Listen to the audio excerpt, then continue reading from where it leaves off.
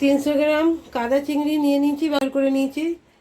এখানে আমি দুটো মিডিয়াম সাইজের পেঁয়াজ আর 10-12 কোয়া রসুন গ্রেট করে নিয়েছি। আমি ভিজিয়ে আমি শিলে দানা দানাভাবে পেস্ট করে নিয়েছি। এবার এগুলো এতে দিয়ে দেব। অনেকে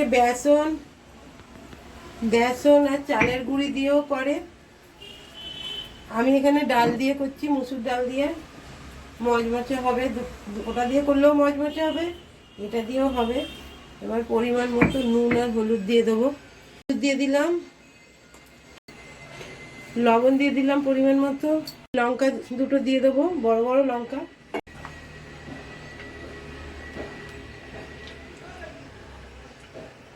চপ করে রেখেছিলাম পেঁয়াজ রসুনটা দিয়ে দিলাম।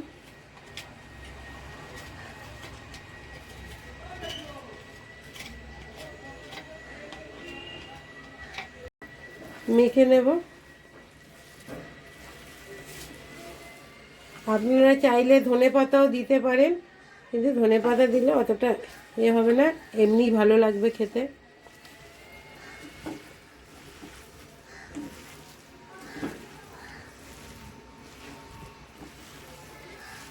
দিয়ে দিয়েছি। এবার আমি তেলটা গরম হলে বড়াগুলো ভেজে নেব।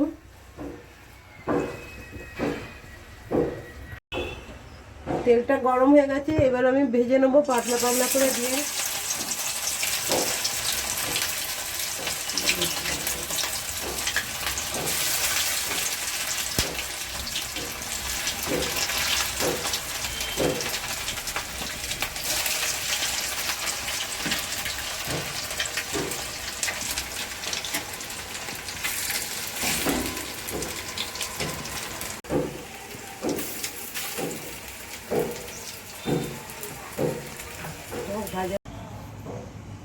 এইভাবে ঘুষো চিংড়ির বড়া।